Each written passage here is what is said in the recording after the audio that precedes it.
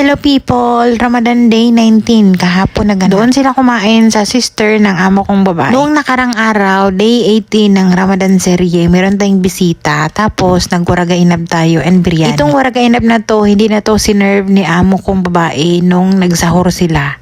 Dahil sabi niya, i-keep daw to for tomorrow para sa kanyang sister. Dahil favorite niya din yung waragainab. In-arrange ko na lang at medyo kinalat ko na lang sa Pyrex para medyo marami tingnan. Dadalhin nila yun. Tapos, nagbaluto sila nitong molokia leaves or saluyot leaves. Dadalhin din nila. Nagluto pa rin tayo pero at least konti lang at bibit-bitin nila. Ito namang macaroni shells. Nagluto din tayo ng nakarang araw ng macaroni shells. Meron akong leftover na macaroni pasta na shell.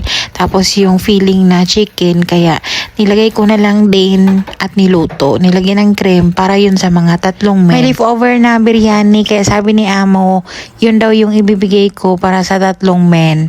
Tapos, ginandahan ko na lang ng init, nilagay ko sa oven, tapos nilagyan ko ng tubig para hindi siya mag-dry, para fresh pa rin yung pagkainit niya. Then habang nag-init ako ng mga pagkain para sa tatlong men, nagluto na tayo ng molokia leaves para sa mga amo na bibit-bitin doon sa sister ng amo kong babae.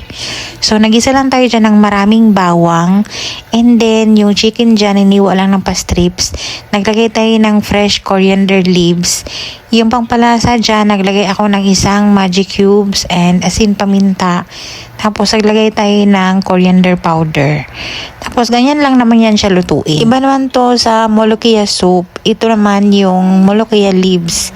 Ganito lang yan siya, dry, walang sabaw. I-prepare to ng white rice and brown bread. Masarap din tong pagkain na to. Tapos pipigaan yan ng lemon while kumakain. Tapos sabi ni amo, mag-separate ako ng kunting Pyrex para dito sa bahay. Para pagdating nila, yun yung kakainin ng amo kong lalaki at yung panganay na alaga. Bali yung maiwan dito na molokia is yung pangsahur na. Tapos huli na nung nagsabi siya na papadalhan pala yung baba house.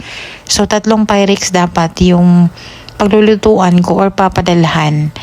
Eh ayun, naluto naman na pero i-divide ko na lang yung niluto ko. Sumakses naman. And ito yung ating biryani. Diba ang ganda ng pagkaluto. Nilagay ko lang yan sa oven. May tubig yung baking pan na yan para hindi siya mag-dry. Kasi kung initin yan sa microwave, dry na yan at pangit na siya. So super fresh pa yung kanyang itsura.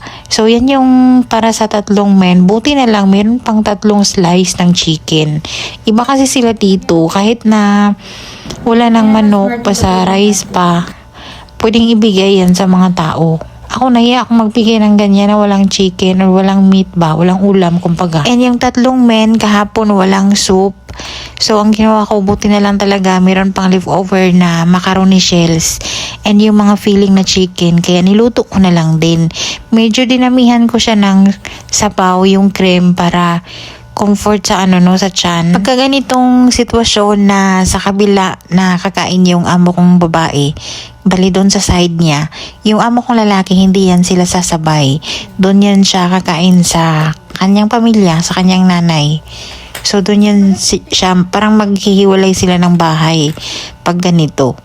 Tapos anyway, yung pagkain ng mga tao na pagbibigyan ni amo, ready na pati yung kanilang drinks. Yung drinks naman lagi si Belle yung nag-aasikaso nito when nagluluto ako.